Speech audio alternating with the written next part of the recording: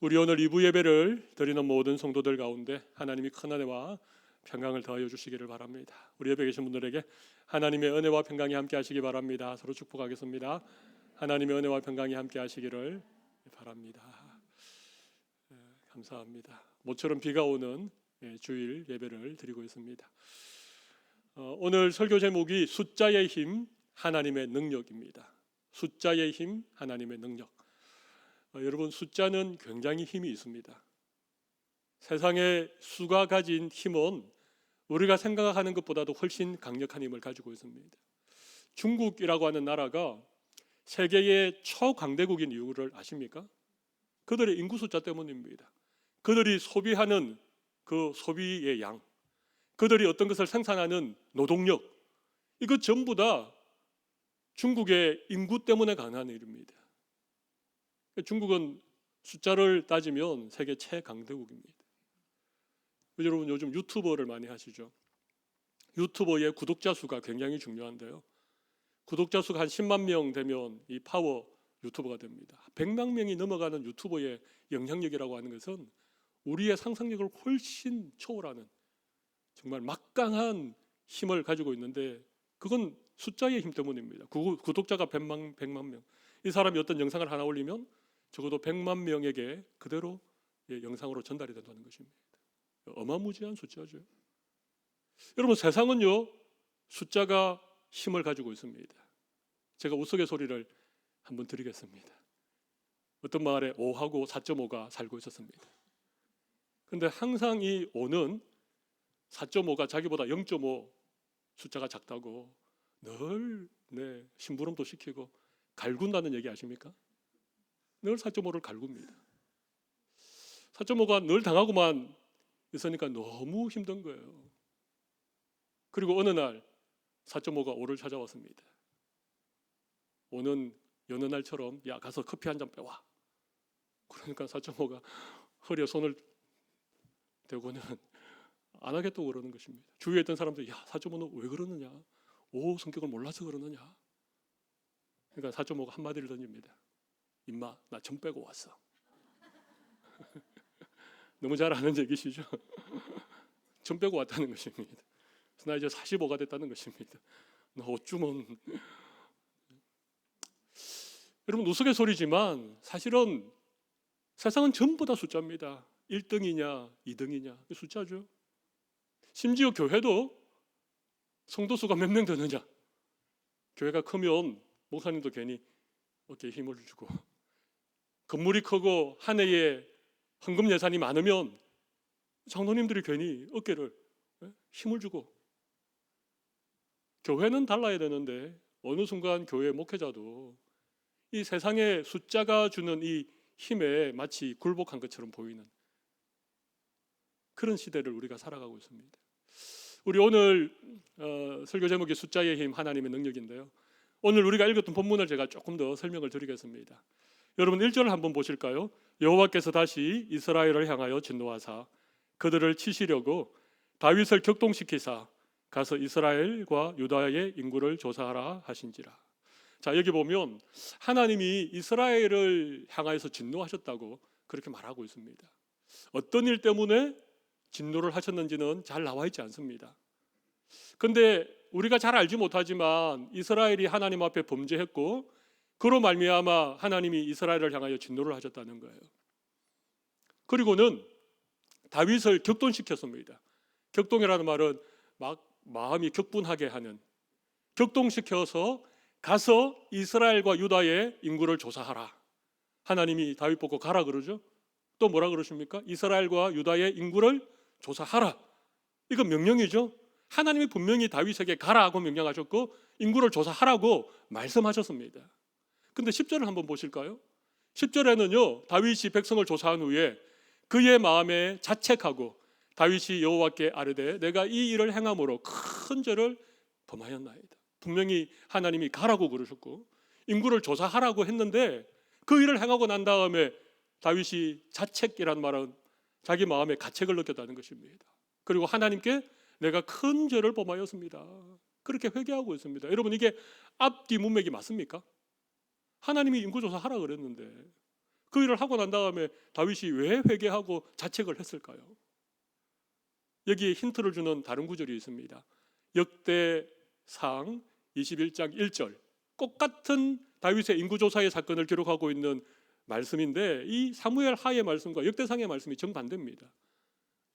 역대상 21장 1절 이런 말씀이 있습니다. 사탄이 일어나 이스라엘을 대적하고 다윗을 충동하여 이스라엘을 계수하게 하니라. 여러분, 역대상의 말씀이 맞습니까? 오늘 우리가 함께 읽은 사무엘 하의 말씀이 맞습니까? 하나님이 다윗을 격동시켜셔서 가서 이스라엘의 인구를 조사하라, 이게 맞는 말씀입니까? 아니면 사탄이 다윗을 충동하여서 이스라엘을 계수하라고 한 것이 맞겠습니까? 참 어려운 말씀이죠. 이 두 본문을 해석하는 일이 상당히 어렵습니다. 주로 이렇게 해석합니다. 하나님이 그냥 허용하셨다. 다윗이 인구 조사하는 것을 허용하셨다. 근데 사무엘하 오늘 본문을 읽어보면 그냥 허용한 것 같지는 않습니다. 가서 인구를 조사하라. 그죠? 그래서 이 말씀을 욥의 경우를 두고 설명을 하는 경우가 있습니다. 동방의 의인이었던 욥을 이 하나님께 이간질하는 사탄이 하나님께 찾아와서 욥이 하나님을 잘 섬기는 것은 다른 것이 아니고 하나님이 욥에게 큰 축복을 주셨기 때문입니다. 욥에게 있는 걸 다 한번 빼앗아 보십시오. 그러면 그도 다른 사람처럼 하나님을 원망할 것입니다. 네, 하나님은 욥을 믿었거든요. 그래? 너가 한번 해봐라. 근데 오늘 다윗의 경우는 그렇지 않습니다. 다윗의 경우는 욥의 경우처럼 설명할 수가 없습니다. 왜냐하면 하나님이 정말 가서 인구를 조사하라 하셨기 때문입니다. 저도 이 부분이 너무 해석이 안 되어서 좀 주석도 찾아보고 다른 해설도 계속해서 이렇게 참고해 보는데 이 부분을 좀 속 시원하게 이해가 될 수 있도록 설명해 주는 그런 주석이 없더라고요. 진짜 이거 잠을 자다가도 계속 이 말씀이 머릿속을 떠나지 않아서 계속 이 말씀을 생각했습니다. 근데 진짜 신기하게 제가 자면서도 이 말씀을 계속 고민하고 있었는데 하나님이 한 가지 인사이트를, 통찰력을 저 머리에 이렇게 스쳐 지나가듯이 허락하시는 거예요. 그건 이 두 말씀이 다른 게 아니라 순서의 문제다. 순서의 문제다. 그 생각이 딱 드니까 이게 해석이 되는 거예요. 여러분 한번 들어보시겠습니까? 이건 순서입니다. 사무엘 하나님이 다윗에게 말씀하시기 전에 이미 사탄이 다윗의 마음을 충동한 것이었습니다. 그리고 인구를 조사하게 한 것입니다. 조사하라가 아니라 조사하게 한 것입니다. 한번 생각해 보십시오. 지금 다윗이 압살롬의 반역이 한번 있었지 않았습니까? 거의 나라가 넘어갈 뻔한 그런 상황에서 정말 하나님이 도와주셔서 다시 다윗이 왕권을 회복했는데 그 일이 있자마자 세바라고 하는 이 베냐민 지파 세바라고 하는 비류입니다. 비류라는 말은 불량한 사람입니다. 이 사람이 또 반란을 일으켰습니다. 그죠?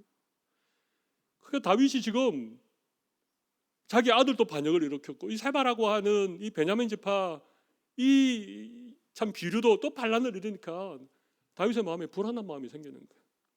여러분 원래 통치 말년이 되면 레임덕이라고 하는 현상이 생깁니다. 보통 어떤 정권이 이렇게 마지막으로 가면 레임덕이 생기지 않습니까? 다윗이 불안한 것입니다. 예전에 한참 다윗이 왕성할 때에는요 그런 일이 없었습니다. 근데 본인이 좀 힘이 빠지니까 아들도 반역을 하고 비류 같은 이 세바도 이 모반을 일으키고,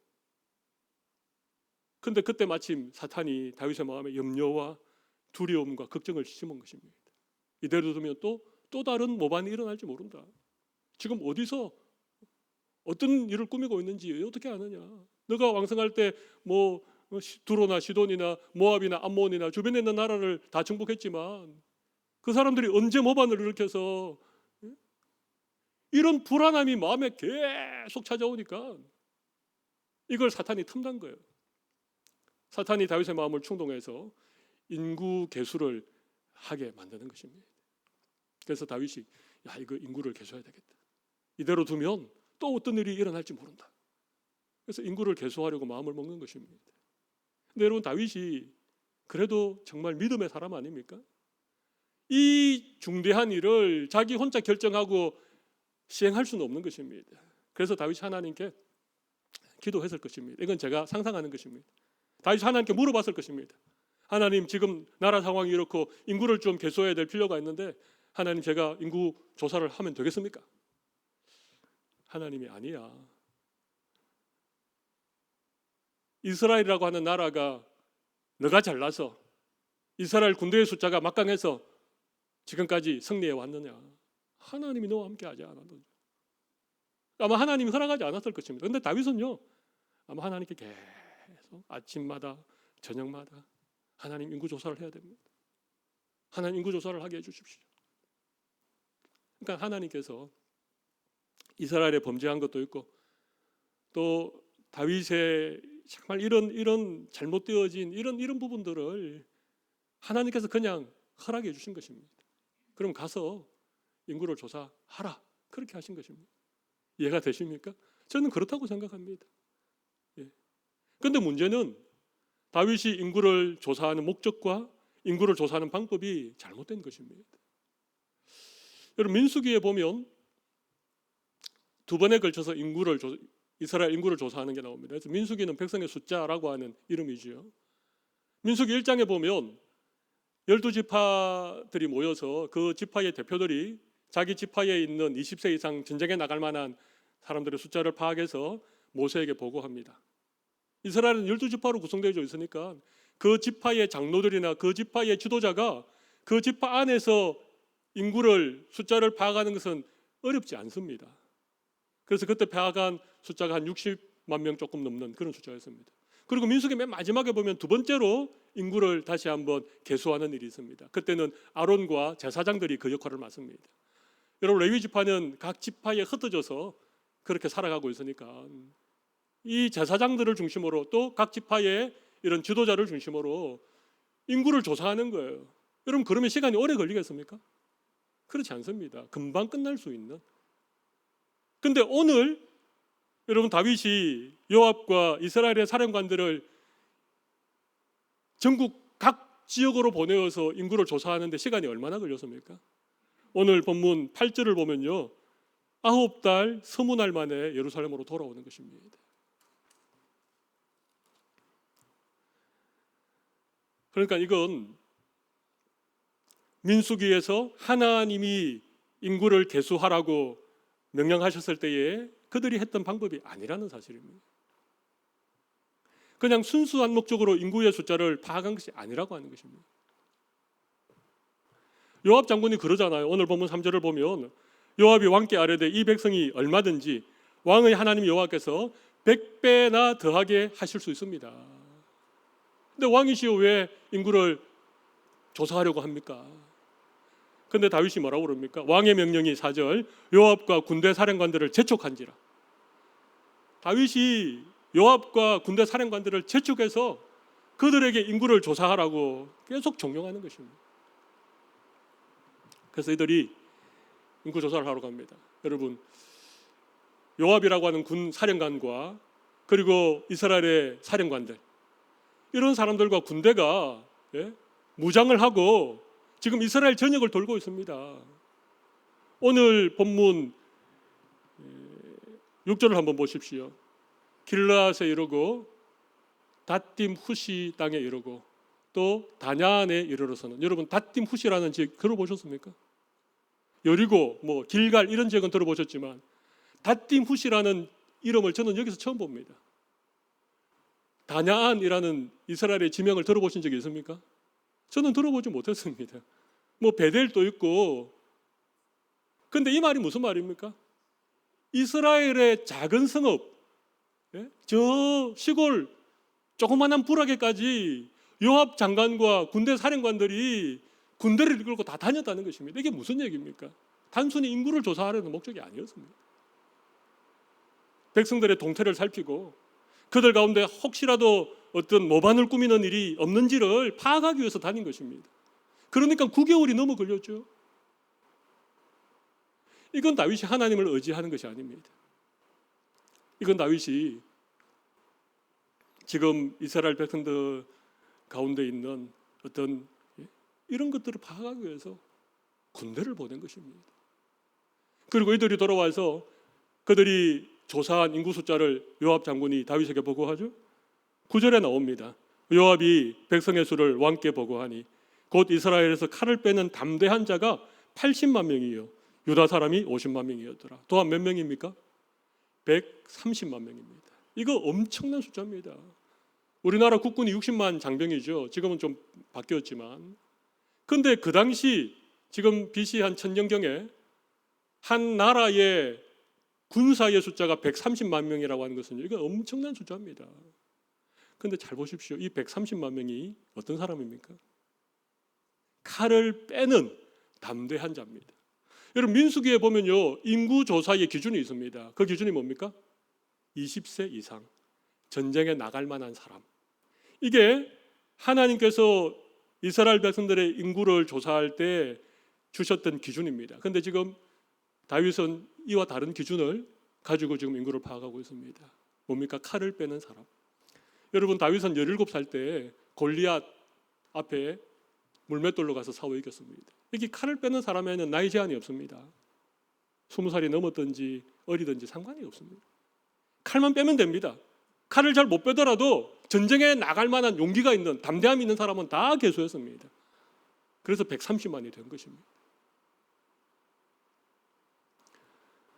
인구를 조사하겠다라고 다윗이 마음먹고 하나님께 계속 때를 쓰듯 강청해서 하나님의 허락을 받았습니다.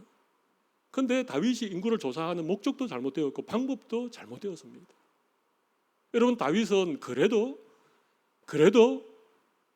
믿음을 가진 사람이었기 때문에 그 일이 다 있고 난 다음에 다윗은 하나님 앞에 자기를 자책하고 회개했습니다. 이 일로 인하여서 이스라엘에 전염병이 들어서 7만 명이라고 하는 이스라엘 백성들이 죽습니다. 여러분 7만 명이 죽는 건요 이거 엄청난 일 아닙니까? 지도자가 너무 중요하죠. 지도자 한 사람이 정말 하나님의 뜻을 구하고 하나님이 기뻐하시는 길로 이스라엘이라고 하는 공동체를 이끌어가는 것이 너무 중요한데 다윗이라고 하는 지도자가 사탄의 충동을 받아서 인구를 계수하려고 그것도 하나님이 원하는 방법이 아닌 너무나도 세상적이고 너무나도 잘못된 방법으로 인구를 계수하고 나니까 하나님께서 이스라엘 가운데 진노하신 것입니다. 오늘 본문의 말씀이 그런 얘기입니다. 제가 본문의 얘기를 쭉 제가 설명을 드렸는데요. 이 말씀을 통해서 우리가 조금 귀담아 들어야 될 한 세 가지 정도의 교훈을 제가 말씀드리겠습니다. 첫 번째는 하나님의 뜻에 대한 오해가 있다는 것입니다. 하나님의 뜻에 대한 오해. 오늘 본문 1절은 하나님이 가서 인구를 조사하라 그렇게 말씀하셨지요. 그러니까 이건 하나님의 명령이야. 이건 하나님이 분명히 나에게 말씀하신 하나님의 뜻이야 라고 할 수 있습니까? 없습니까? 할 수 있습니다. 할 수 있습니다. 그런데 문제는 그 하나님의 뜻을 행하는 그 과정이나 방법이 잘못된 것입니다. 여러분 우리가 하나님께 기도하는 기도의 목적이 뭡니까? 내가 원하는 것을 구해서 얻는 것도 기도의 목적이지만 기도의 보다 깊은 의미는 하나님의 뜻을 구하는 것입니다. 하나님이 기뻐하시는 것이 무엇입니까? 하나님이 원하시는 것이 무엇입니까를 기도를 통해서 하나님께 아뢰는 것이죠. 그래서 어떤 때는 내 생각을 접고 하나님의 뜻에 순종하려고 하는 것이 기도 아니겠습니까? 근데 지금 다윗은요 사탄이 충동하여서 자기 마음에 있는 생각을 계속 하나님께 강청해서 하나님의 뜻을 받아낸 것입니다. 거기까지는 좋습니다. 그러면 인구조사를 하라고 하나님 명령하셨으면 올바른 방법으로 해야지요. 민수기에 기록된 것처럼 그런 방식으로 했어야 되는데 장관들에게 칼을 채우고 전국을 이잡듯이 샅샅이 다녔던 것은요 하나님이 전혀 기뻐하는 방식이 아니셨습니다. 그건 하나님 앞에 크게 죄를 짓는 일입니다. 하나님의 뜻을 실천하는 과정에도 충분히 죄를 지을 수 있다. 제가 비근한 예를 한 가지 들어보겠습니다. 제가 생각한 가상의 이야기입니다. 어떤 청년이 어떤 회사를 목표로 하고 계속 기도합니다. 하나님 제가 저 회사에 꼭 들어가게 해주십시오. 제가 저 회사에 취업만 하면 제가 정말 주님을 위해서 열심히 살겠습니다.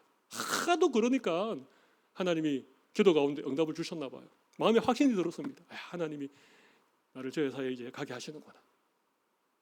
근데 이제 회사에 이력서를 내려고 이력서를 쓰다 보니까 도무지 자기 이력을 가지고는 그 회사에 문턱도 못 넘을 것 같거든요. 그래서 어떻게 하겠습니까? 학력을 위조합니다. 경력을 부풀립니다.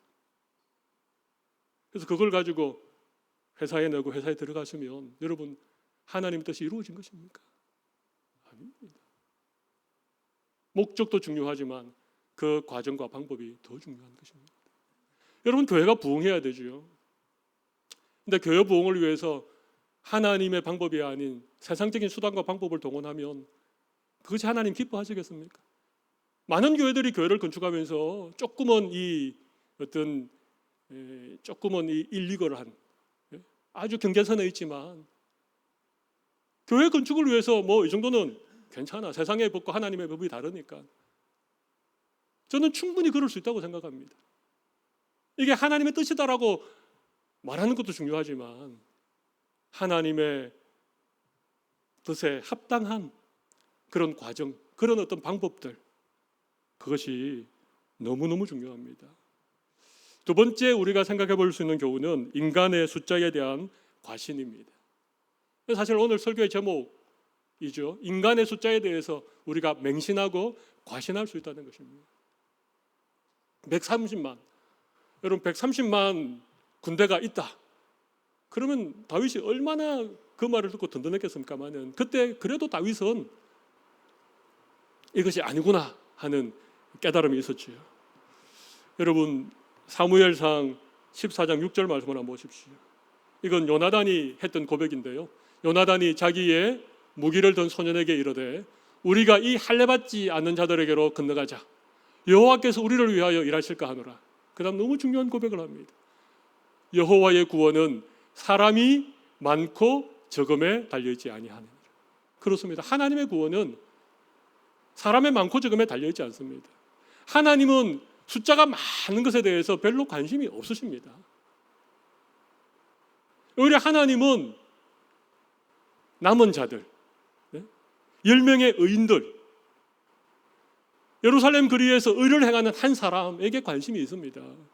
여러분 하나님의 나라는요 약한 자들과 적은 자들이 모여서 이루는 공동체입니다.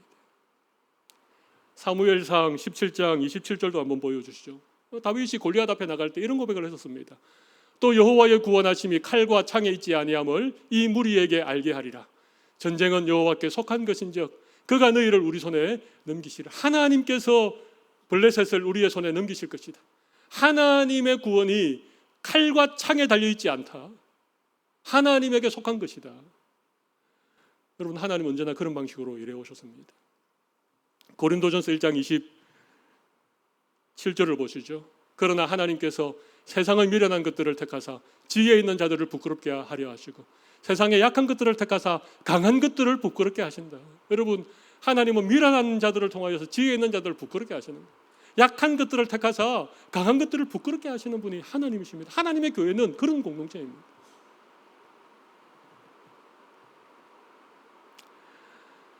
여러분 기도원 아시죠? 300명의 용사로 그 미디안이라고 하는 전쟁에서 전사한 사람이 12만 5천 명이었으니까 아마 그보다 훨씬 많은 미디안이라고 하는 그 강력하고 많은 군대를 고작 300명으로 무찔렀던 위대한 사사 기드온 아닙니까? 여러분 기드온이 하나님으로부터 소명을 받고 이스라엘에서 군대를 모집했는데 몇 명이 왔습니까? 3만 2천 명이 왔습니다. 3만 2천 명. 여러분 3만 2천 명 대 12만 5천 명, 그것도 사실은 뭐 4분의 1도 안 되는 숫자죠. 근데 하나님이 그 3만 2천 명이 모인 것을 보고 뭐라고 말씀하십니까? 너무 많다. 두려워하는 사람들, 집으로 돌아가려고 하는 사람들을 다 돌려보내라. 그러니까 3만 2천 명 중에 몇 명이 돌아갔습니까? 2만 2천 명이 돌아갔습니다. 그럼 몇 명이 남습니까? 1만 명이 남았습니다. 여러분 미디안은 12만 5천이 넘는 어마어마한 군대인데 1만 명으로 뭘 한단 말입니까? 그런데 하나님은 1만 명도 많다. 그 1만 명을 데리고 메롬이라고 하는 물가로 내려가서 물을 마시게 해봐라. 그러니까 어떻게 했습니까? 9,700명은 전부 다 허겁지겁 그냥 얼굴을 물가에 받고 마치 개가 물을 하는 것처럼 그렇게 물을 마셨는데 그 중에 딱 300명만 손으로 물을 떠서 이렇게 물을 마셨습니다. 그래서 하나님이 어떻게 하셨습니까? 9,700명 다 집으로 돌려보내고 300명만 남게 해라. 여러분, 하나님이 왜 300명을 남게 했겠습니까? 그들이 조심스럽게 물을 떠서 주위를 살피면서 그렇게 물을 마셨기 때문입니까? 저는 아니라고 생각합니다. 만약 9,700명이 다 손으로 떠서 물을 마셨고 300명이 그냥 머리를 물가에 대고 물을 마셨으면 아마 물가에 그냥 개처럼 엎드려서 물을 핥아먹는 사람들을 남겼을 것입니다. 하나님이 기도원에게, 하나님이 이스라엘 백성들에게 말하고자 하는 게 뭡니까? 전쟁은 사람의 많고 적음에 달려있는 것이 아니다. 하나님의 구원은 창과 칼에 달려있는 것이 아니다. 그래서 300명으로 그 미디안 12만 5천 명을 쳐서 승리한 것입니다.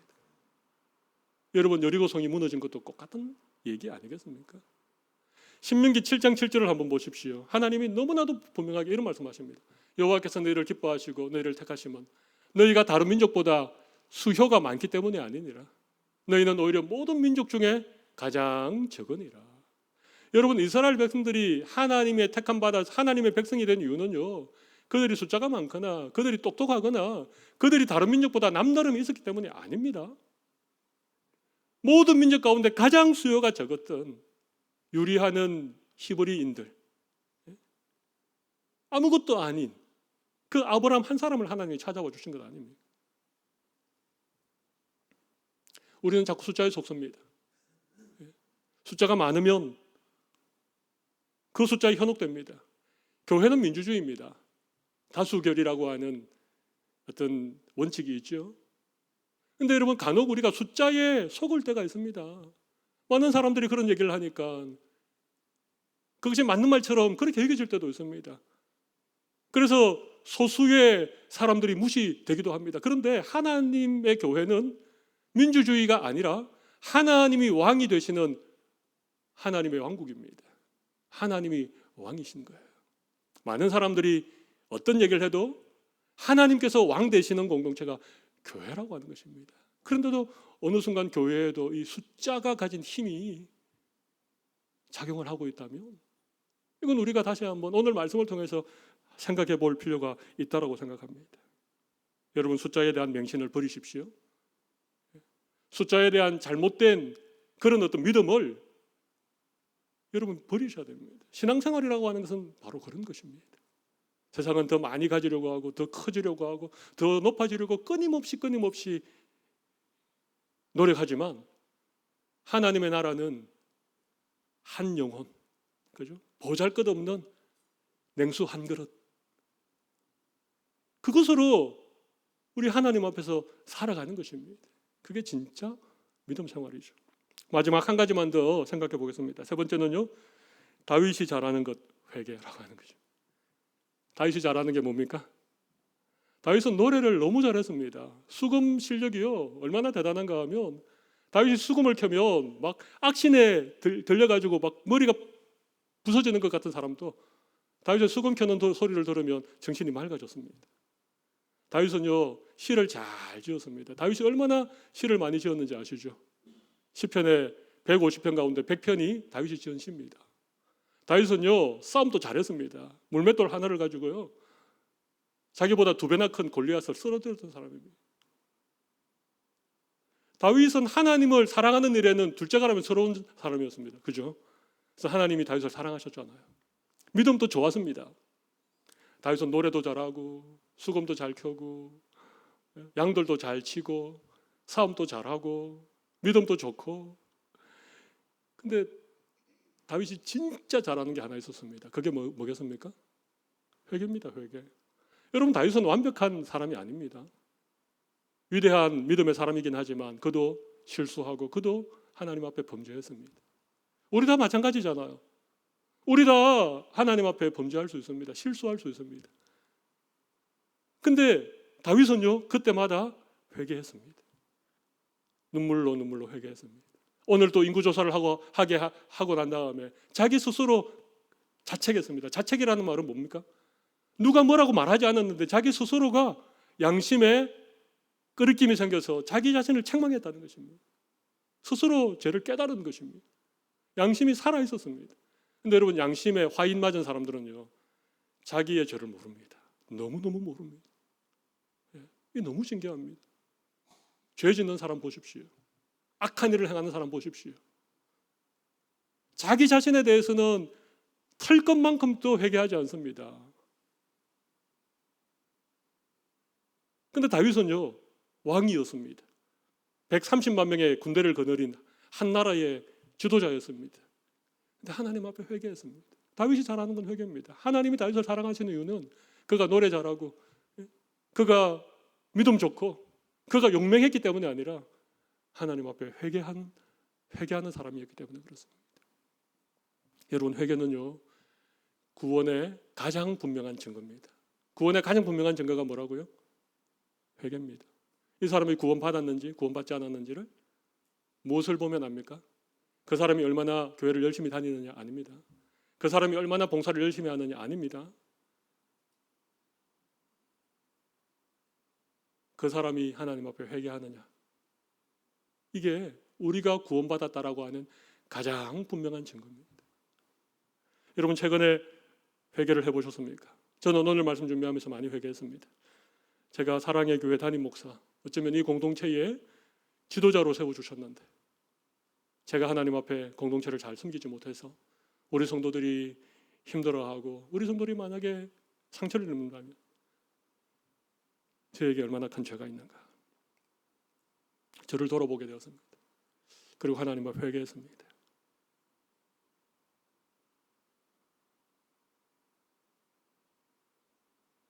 회개하면 하나님이 긍휼히 여겨 주십니다. 회개하면 하나님이 용서하시고 회복시켜 주십니다. 여러분, 우리의 가정에 있는 오래된 문제가 왜 회복되지 않습니까? 무엇이 문제입니까? 누군가가 회개하지 않기 때문에 그렇습니다. 엄마가 회개하지 않고 아빠가 회개하지 않기 때문에 그런 것입니다. 왜 공동체 안에 끊임없는 문제가 있습니까? 목사인 지도자가 회개하지 않기 때문에 그런 거예요. 저는 오늘 말씀을 마무리하면서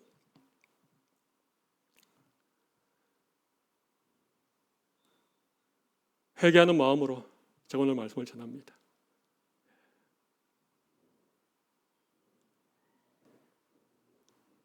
우리도 함께 우리를 좀 살펴봅시다. 목적이 중요하지만 과정도 중요합니다. 하나님의 뜻이라고 모든 게 다 옳은 것은 아닙니다. 사람의 숫자, 그게 힘이 있지만 사람의 숫자보다는 많은 사람들의 어떤 생각보다는 하나님 앞에 의를 행하는 한 사람, 그게 더 중요한 것입니다. 다윗이 가장 잘했던 회개. 오늘 우리가 다윗에 대해서 배울 것이 많지만 적어도 하나님 앞에 회개하는 이런 다윗의 모습들을 우리가 좀 본받았으면 좋겠습니다. 우리를 돌아보고 하나님 앞에 나를 세울 수 있는, 그래서 회개할 것이 있다면 회개할 수 있는, 하나님의 용서를 구하고 하나님의 치유와 회복의 은혜를 구할 수 있는 그런 모든 성도님들이 다 되시기를 간절히 바라겠습니다. 가슴에 손을 올리시면 제가 함께 기도하겠습니다.